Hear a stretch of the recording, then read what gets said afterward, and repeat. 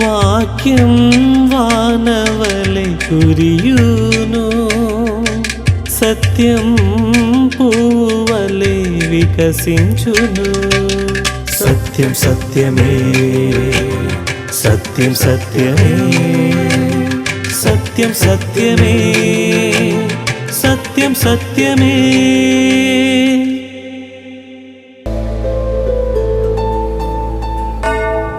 ఎందుకయ్యా అంత త్యాగం, ఇంత ఘోర పాపి కోసం?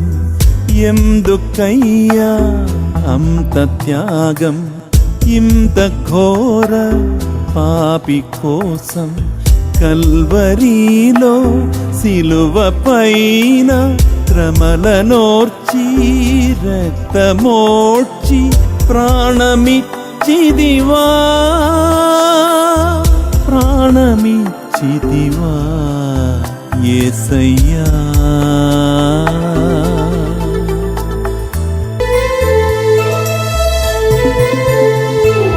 భీకర కొరడా దెబ్బలు నాట్యమాడెని దీపుపై, దుష్టులు కఠిన మనసుతో కొట్టిరి కొరడా దెబ్బలు. రక్తమే కారను, ఏరులై పారను, సుందర దేహము రూపమే కోల్పోయెను. ఎందుకయ్యా అంత ప్రేమ, ఇంత ఘోర పాపి పైన? అగాపే గోస్పల్ మినిస్ట్రీస్ వారు సమర్పించు సత్యం సత్యమే అనే ఈ సువార్త సందేశ కార్యక్రమానికి స్వాగతం, సుస్వాగతం. సత్యం సత్యమే.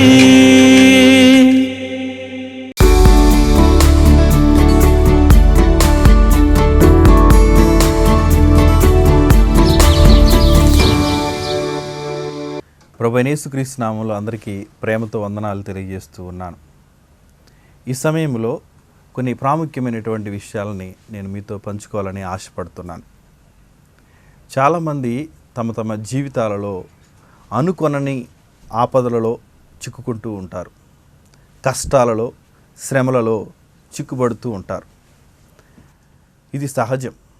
కానీ అవన్నీ కూడా కష్టాలు, ఆపదలు, శ్రమలు మనుషులను నాశనం చేసే విధంగా తీసుకెళ్ళడానికి అవకాశం ఉన్నది.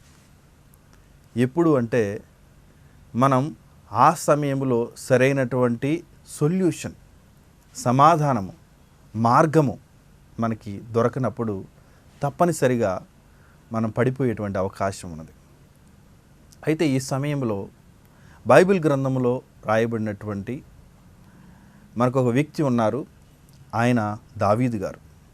దావీదు గారు తన యొక్క జీవితంలో ఎన్నో కష్టకాలాల్లో, శ్రమలలో జీవించి దేవుని కోసం నిలవబడినటువంటి వ్యక్తిగా కనిపిస్తూ ఉంటారు. ఆయన యొక్క జీవితం గురించి మనం ఆలోచన చేసినట్లయితే ఆయన ఒక గొర్రెల కాపరిగా ఉన్నాడు. అట్లాంటి వ్యక్తిని దేవుడు రాజుగా అభిషేకించాడు. రాజుగా అభిషేకించిన తర్వాత అప్పటికే ఇంకొక రాజు ఉన్నాడు. ఆయన సౌలు రాజు. ఈ సౌలు రాజు గారు తన యొక్క అవిధేయత వలన ఆయన పడిపోయాడు. తనని పక్కన పెట్టి దావీదుని దేవుడు రాజుగా చేయబోతున్నాడు. ఆ సౌలు రాజు ద్వారా దావీదుకి ఎన్నో సమస్యలు వచ్చాయి. తన యొక్క జీవితంలో కొన్ని కష్టాలని ఆయన చెప్పుకోలేడు. మనం కీర్తనల గ్రంథంలో చూస్తే ఎక్కువ భాగం దావీదే రాసినట్లుగా కనిపిస్తుంది. ఆయన యొక్క చరిత్ర కూడా ఎక్కువగా మనకు బైబిల్లో రాయబడి ఉన్నది. ఆయన అనుభవించినటువంటి శ్రమలు, కష్టాలు, నిందలు, అవమానాలు చాలా ఉన్నాయి మిత్రమా. అవును, మన జీవితంలో కూడా మనం ఆలోచించినట్లయితే చాలా కష్ట పరిస్థితులు, ఎన్నో ఇబ్బందికరమైనటువంటి సమయాలు అనుకొనని రీతిగా మన జీవితంలోకి వస్తూ ఉంటాయి. ఆ సమయంలో ఏమి చేయాలో మనకు అర్థం కాదు. కానీ ఇక దావీదు గారి జీవితం చూసినప్పుడు మనకొక సమాధానం లేకపోతే ఒక మార్గం ఈ సమయంలో మనకు దొరుకుతుంది. ఒకసారి ఆలోచించినట్లయితే అపాయకరమైనటువంటి పరిస్థితులు మన జీవితంలో వస్తూ ఉంటాయి. బహుశా మనం ప్రయాణం చేస్తూ ఉంటాము. మనకి జీవితంలో ఏమి చేయాలో అర్థం కాదు. ఆ ప్రయాణంలో ఏదో ఒక ఇబ్బంది చోటు చేసుకుంటుంది. ఆ ప్రయాణం ఆగిపోతుంది, ఏదో ఒకటి అడ్డొస్తుంది, లేకపోతే ఏదైనా యాక్సిడెంట్ లాంటివి సంభవించవచ్చు. మనం అనుకొనని విధముగా ఆ అపాయం అనేది మన మీదకి వచ్చే అవకాశం ఉన్నది. ఒక్కోసారి అపాయములు దొంగల ద్వారా మన మీదకి వస్తూ ఉంటాయి. వాళ్ళు మనకు చెప్పిరారండి దొంగలు. అనుకొనని గడియలో మన యొక్క ఇంటి మీద పడిపోతారు. ఒకవేళ మనం ప్రయాణంలో ఉన్నప్పుడు దొంగలు అనుకొనని విధముగా మన మీదకి వచ్చేస్తూ ఉంటారు, మనల్ని దోచుకుంటారు. అదేవిధంగా మోసగాళ్ళు మన యొక్క జీవితంలో మోసగాళ్ళ రూపంలో అపాయాలు వస్తూ ఉంటాయి. కొందరు మనతోనే ఉండి మనల్ని మోసం చేస్తారు.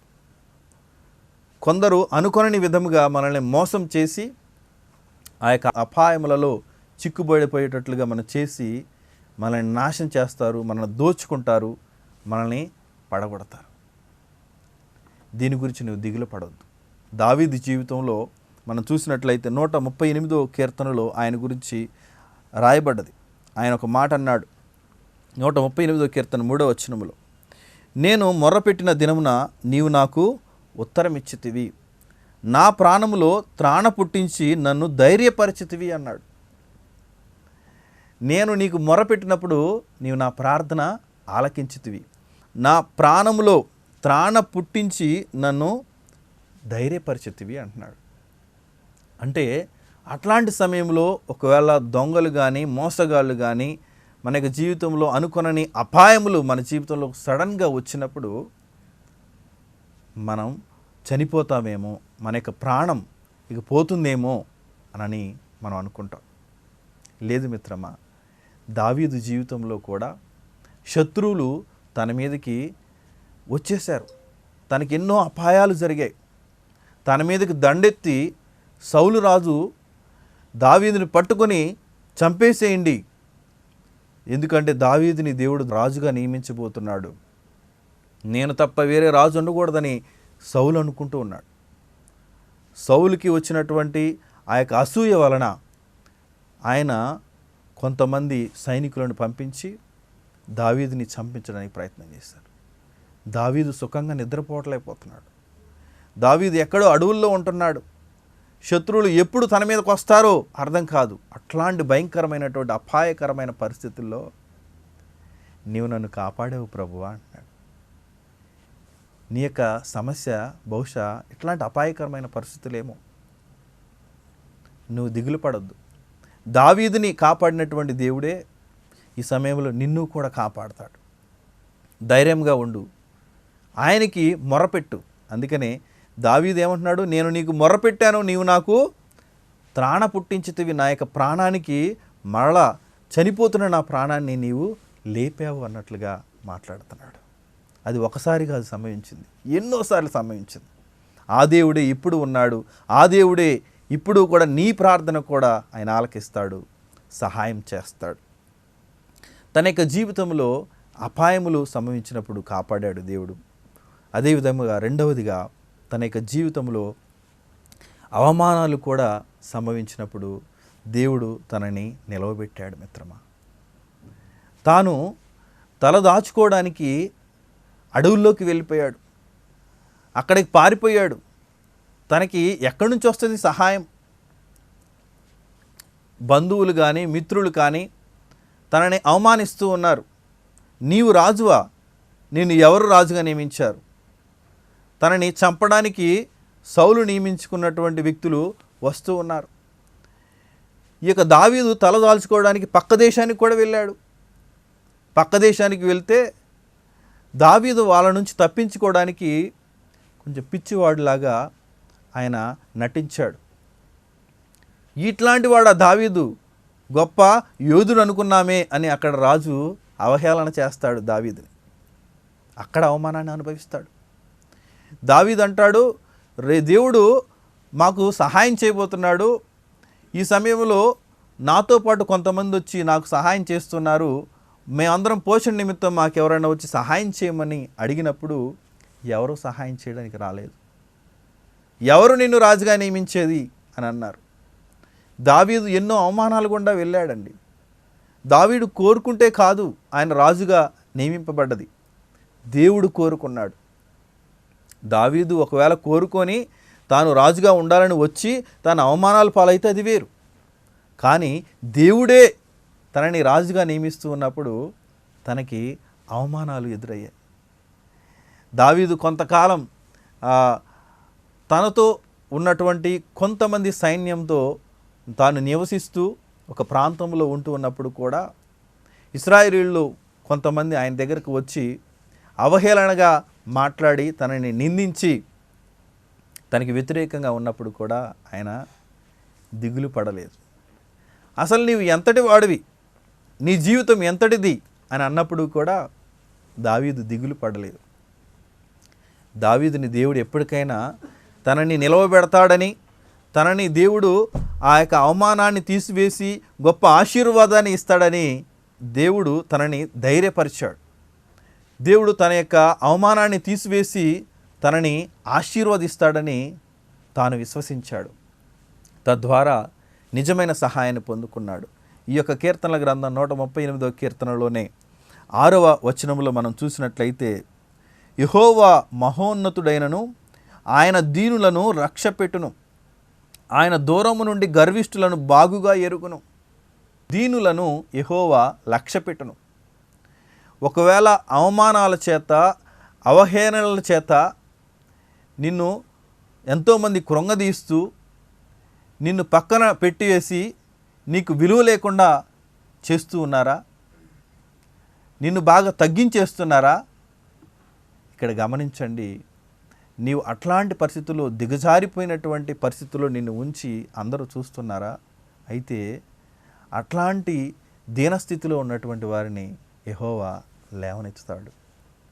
దావీదుని ప్రభు లేవనెత్తాడు. అందుకనే ఆయన దూరం నుండి గర్విష్ఠులను బాగుగా ఎరుగును. గర్వంతో విర్రవీగిపోయినటువంటి సౌలు హృదయం దావీదుకు తెలుసు.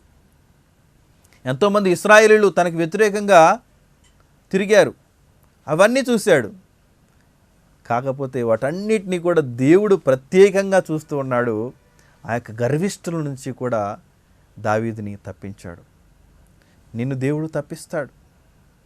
ఎట్లాంటి అవమానాల పరిస్థితులు, ఒకవేళ కుటుంబంలో నీకు అవమానాలు ఉన్నాయా, లేకపోతే నువ్వు పనిచేస్తున్నటువంటి నీ యొక్క ఆఫీసులో నీకు అవమానాలు ఉన్నాయా, ఎక్కడైతే నువ్వు పని చేస్తున్నావో అక్కడక్కడ సమస్యలు అవమానాలు నిన్ను వెంటాడుతున్నాయా, నిన్ను అసలు పట్టించుకోవట్లేదా, నీ యొక్క మాటకు విలువ ఇవ్వట్లేదా, నిన్ను పక్కన పెట్టేస్తున్నారా, కుటుంబంలో నీకు విలువ లేదా? అవమానాలు కాదు, దేవుడు నిన్ను ఆశీర్వాదాలతో నింపనై ఉన్నాడు. ఎప్పుడు అంటే దావీదు తన యొక్క అవమానాలలో కూడా దేవుని వైపు చూసి నాకు సహాయం చేయి దేవా అన్నప్పుడు దీనులను చూసి ఆయన సహాయం చేశాడు అన్నట్లుగా కీర్తనలో రాశాడు. నా యొక్క దీనస్థితిని చూసి దేవుడు నాకు సహాయం చేశాడు అని ప్రభుని హృదయపూర్వకంగా స్తుతించినటువంటి వ్యక్తి దావీదు. నిన్ను దేవుడు లేవనెత్తుతాడు. ఒక్కరోజు నీవు ప్రభుని స్తుతించబోతున్నావు, ఆశించు, ఆయన వైపు తిరిగి ప్రార్థన చేయి. తర్వాత చూసినట్లయితే దావీదుకి కలిగినటువంటి భయాలు కూడా ఎన్నో ఉన్నాయి. ఆపదలు కలిగాయి, అదేవిధంగా తనకి అవమానాలు జరిగాయి. అదేవిధంగా దావీదు జీవితంలో ఎన్నో భయాలు కూడా ఆయన వెళ్ళడం జరిగింది. సో ఈ యొక్క ఆపదల్లోనే ఈ యొక్క భయాలు, కష్టాలు, అపాయకరమైనటువంటి పరిస్థితులు ఇవన్నీ కూడా తన మీద పడిపోయి ఒకదాని తర్వాత ఒకటి, ఒకదాని తర్వాత ఒకటి, ఒకదాని తర్వాత ఒకటి తాను లేవకుండా నాశనం అయిపోయేటట్లుగా తన మీదకి వచ్చాయి. కానీ ఎప్పుడూ కూడా దిగులు చెందలేదు మిత్రమా.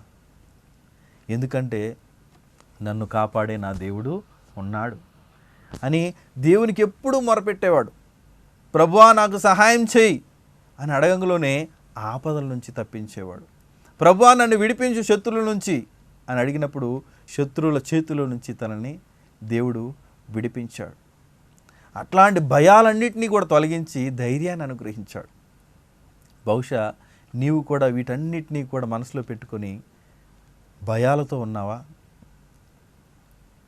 కుటుంబం లేకపోతే ఎలా నడిపించాలి, భవిష్యత్తును గురించినటువంటి భయము, భవిష్యత్తును గురించిన ఆందోళన, ఇక నేను జీవించలేను అనేటువంటి భయాలు నీలో చోటు చేసుకుంటున్నాయా?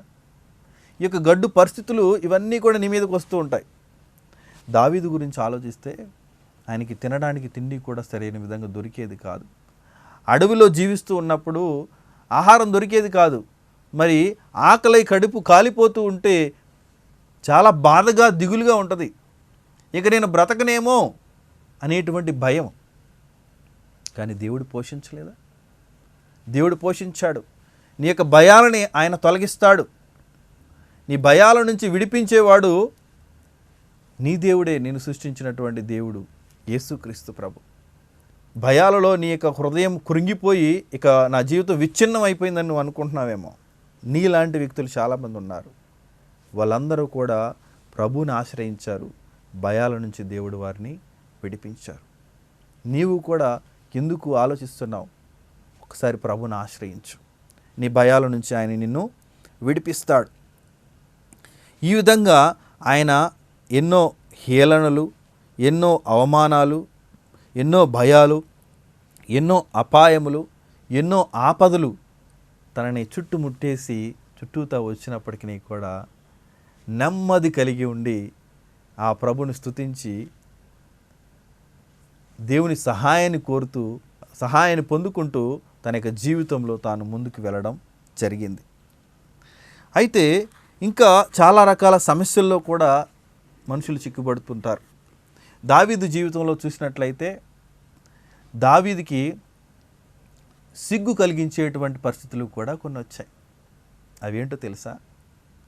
దావీదు ఒకరోజు దేవుడు తనని రాజుగా చేసిన తర్వాత తాను ఏం చేశాడంటే, అక్కడ యుద్ధం జరుగుతుంటే యుద్ధానికి వెళ్లకుండా తాను ఇంట్లోనే కూర్చొని ఉన్నాడు.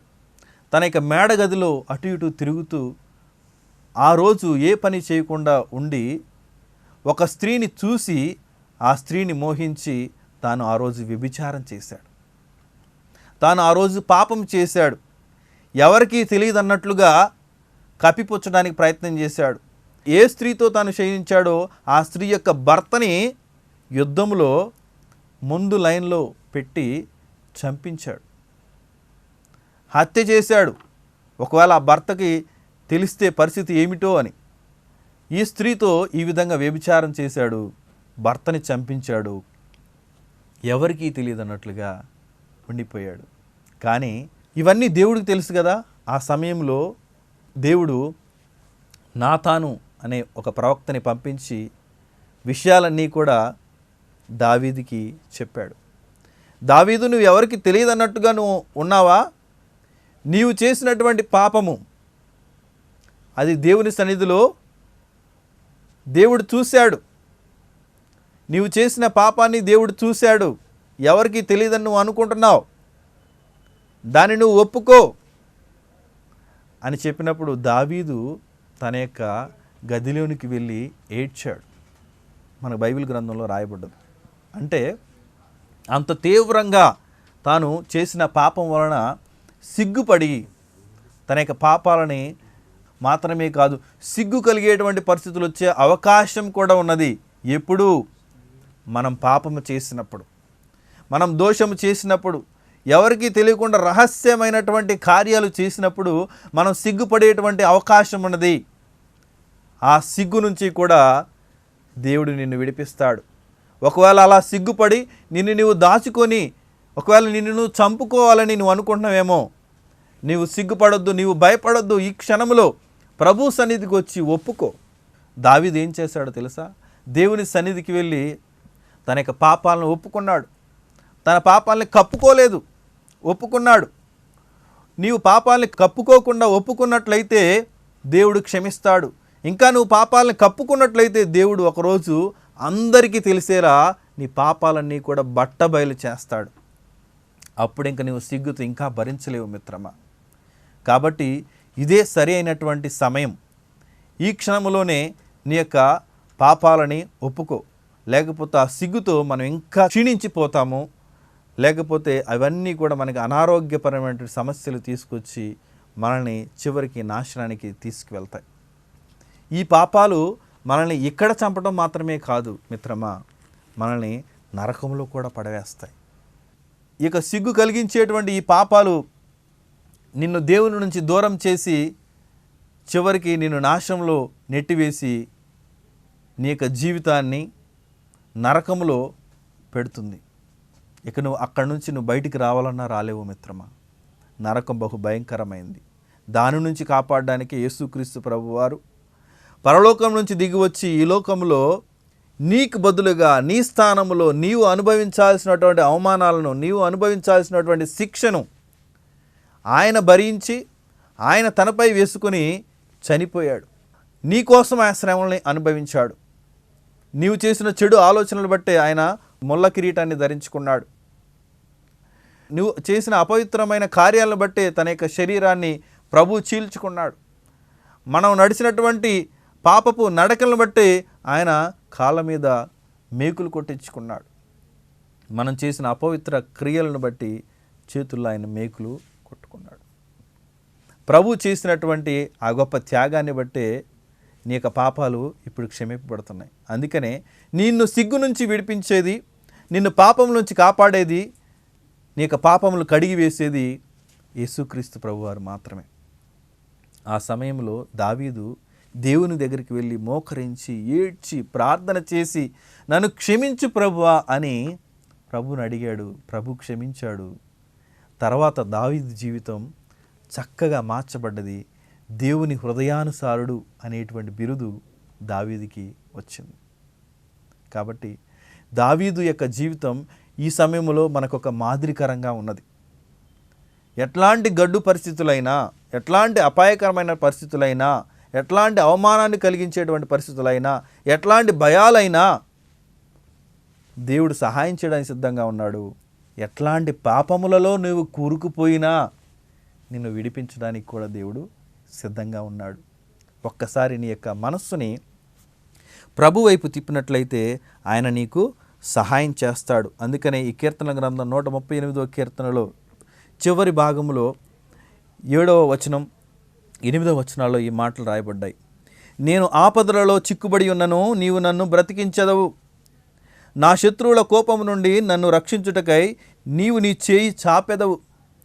నీ కుడి చేయి నన్ను రక్షించును. నేను ఎక్కడ చిక్కుబడిపోయి ఉన్నను, శత్రువుల మధ్యలో నేను ఉన్నను, నీ కుడి చేయి నన్ను రక్షిస్తుంది అని అంటున్నాడు. ఎందుకంటే నిజమైనటువంటి ఆ కాపుదలను పొందుకున్నాడు. అందుకని చివరికి యెహోవా నా పక్షమున కార్యము సఫలము చేయును అని చెప్పాడు. చూడండి ఎన్ని సహాయాలను పొందుకున్నాడో. తన యొక్క పాపానికి వచ్చేటువంటి శిక్ష నుంచి కూడా ఆయన తప్పింపబడ్డాడు. ప్రభు తనని క్షమించాడు, తన జీవితాన్ని చక్కగా మార్చాడు. అందుకనే ఆయన అంటున్నాడు, నా పక్షమున యెహోవా కార్యాలన్నీ కూడా సఫలం చేస్తాడు. నీ పక్షమున దేవుడు కార్యాలన్నీ కూడా సఫలం చేయడానికి, నిన్ను ఒక ఉన్నతమైనటువంటి స్థానంలో నిలవబెట్టడానికి ప్రభు సిద్ధంగా ఉన్నాడు. మిత్రమా, ఆలోచించు. నీ యొక్క అవమానాన్ని ఆశీర్వాదకరంగా మారుస్తాడు. నీ యొక్క బాధలను సంతోషకరమైనటువంటి వాటిగా మారుస్తాడు. నీవు ఇప్పుడు దీనత్వంలో కూరుకుపోయి ఉన్నావా, దేవుడు నిన్ను హెచ్చించడానికి సిద్ధంగా ఉన్నాడు. కాబట్టి నేను ఈ సమయంలో నీకు ఇచ్చేటువంటి సలహా ఏమిటంటే, మొదటిగా దేవుని సహాయాన్ని కోరు. ఇంకెక్కడి నుంచో సహాయం వస్తుందని ఆశించకు. దేవుడు నిశ్చయముగా నీ యొక్క ప్రార్థనను, నీ యొక్క పరిస్థితిని తెలుసుకొని గ్రహించి నీ యొక్క ప్రార్థనను విని నీకు సహాయం చేయడానికి సిద్ధంగా ఉన్నాడు. అదేవిధంగా నీవు ఈ యొక్క సమయంలో ఒంటరిగా ఉండొద్దు. అపాయకరమైన పరిస్థితులు చోటు చేసుకుంటున్నప్పుడు, అవమానకరమైన పరిస్థితులు చోటు చేసుకుంటున్నప్పుడు దేవుడు సహాయం చేస్తూ ఉంటాడు. ఒకవేళ అప్పుడు ఒంటరిగా ఉండాల్సిన పరిస్థితులు వస్తూ ఉన్నాయేమో, కానీ ఎప్పుడూ కూడా ఒంటరిగా ఉన్నట్లయితే నీవు పాపంలో పడిపోవడానికి అవకాశం ఉన్నది. కాబట్టి నీవు ఒంటరిగా ఇక నుంచి నువ్వు జీవించొద్దు. నీకు ఇచ్చే సలహా ఏంటంటే, నీకు దేవుడు ఏర్పాటు చేసినటువంటి సంఘం ఉన్నది, క్రైస్తవ సంఘం ఉన్నది. నీవు ఇప్పుడు ఆ సంఘంలోనికి జత చేయబడు, ఆ సంఘ సహవాసంలోనికి వెళ్ళు. నీవు పాపం చేయడానికి అవకాశం ఉండదు. దేవుడు నిన్ను సరిచేస్తాడు. దేవుడు నీవు చేసిన అన్నింటినీ కూడా క్షమించి వాటిని తుడిచివేసి నిన్ను ఒక నూతనమైన వ్యక్తిగా మార్చి సంఘం అనే సహవాసంలో ఉంచి నిన్ను ఆశీర్వదించడానికి సిద్ధంగా ఉన్నాడు. నీ జీవితమే ఈ సమయంలో మారిపోతుంది. ప్రభు నిన్ను ఉన్నతమైనటువంటి స్థానంలో ఉంచడానికి సిద్ధంగా ఉన్నాడు. ఈ సమయంలో నీ హృదయాన్ని ఆయనకి అప్పగించుకో. అన్నిటి నుంచి కూడా ప్రభు నిన్ను విడిపిస్తాడు. ప్రార్థన చేసుకుందామా? ప్రభువా, సర్వశక్తిమంతుడా, కృపా సమృద్ధి కలిగినటువంటి మా తండ్రి, ప్రభువా, దావీదు జీవితంలో నీవు ఎన్నో ఆశ్చర్య కార్యాలు చేశావు. తనకు కలిగినటువంటి అపాయాల నుంచి విడిపించావు, అవమానాల నుంచి విడిపించావు ప్రభువా, భయాల నుంచి తనని తప్పించావు ప్రభువా, తనని నీవు పోషించావు. ఈ సమయంలో ఈ నీ బిడ్డలందరినీ కూడా జ్ఞాపకం చేసుకునండి. వీరికి సహాయం చేయండి, వీరిని నిశ్చయంగా దీవించండి ప్రభువా. పాపం అనే బంధకాల్లో ఉన్నటువంటి వారిని కూడా విడిపించండి. తమ తమ పాపాలు ఒప్పుకుంటున్నారు ప్రభువా, దయతో క్షమించి వీరి జీవితాలని ఉన్నతమైన స్థానంలో నిలవబెట్టమని కోరుకుంటున్నాం. ఇక నుంచి నేను ఒంటరిని కాదు, దేవుడు నాతో ఉన్నాడు, దేవుని బిడ్డలు నాతో ఉన్నారు ప్రభువా అని మేము నమ్ముతూ ఉన్నాము. ఇక్కడున్న విశ్వాసులు కూడా నమ్ముతూ ఉన్నారు. ఇక నుంచి సంఘ సహవాసంలోనికి ప్రభువా చేర్చబడ్డానికి ప్రభు ఈ నీ ప్రియ బిడ్డలు ప్రార్థన చేస్తూ ఉన్నారు. ప్రభువా, వీరిని సంఘ సహవాసంలోనికి చేర్చుకొనము, నిశ్చయంగా వీరిని దీవించమని కాపాడమని వేడుకుంటూ ఈ ప్రార్థనను యేసుక్రీస్తు ప్రభు వారి పరిశుద్ధమైన నామంలో సమర్పిస్తున్నాము తండ్రి. ఆమేన్. ప్రభునామమున. ఈ కార్యక్రమం మీకు ఆశీర్వాదకరంగా ఉందని మేము భావిస్తూ ఉన్నాం. ఈ కార్యక్రమం గురించి మీకు ఏమైనా సందేహాలు, సలహాలు ఉన్నట్లయితే, అలాగే మీకు వ్యక్తిగత ప్రార్థన అవసరాలు ఏమైనా ఉన్నట్లయితే మాకు తెలియచేయగలరు. మేము మీ కొరకు ప్రార్థన చేస్తాం. మమ్మల్ని సంప్రదించవలసిన మా యొక్క చిరునామా agape gospel ministries, building number 3-168 by 80 P, Vaishnavi Nagar, Suraram, Hyderabad 500055. మా కాంటాక్ట్ నంబర్స్ 9154145978 మరియు 9063568798. మా ఈమెయిల్ ఐడి satyamsatyame@gmail.com. మీకు బైబిల్లో ఏమైనా సందేహాలు ఉన్నట్లయితే మీరు మాకు ఫోన్ కాల్ ద్వారా, వాట్సాప్ ద్వారా మీరు మాకు తెలియపరచగలరు. మేము ఈ ప్రశ్నలకు జవాబులు అందిస్తాం. ఈ కార్యక్రమాన్ని మీరు మరలా చూడాలనుకుంటే సత్యం సత్యమే అనే మా యూట్యూబ్ ఛానల్ని, సత్యం సత్యమే అనే మా ఫేస్బుక్ పేజీని మీరు వీక్షించగలరు. దేవుడు మిమ్మల్ని దీవించును గాక. దేవుని నామానికే సమస్త మహిమ కలుగును గాక. ఆమేన్.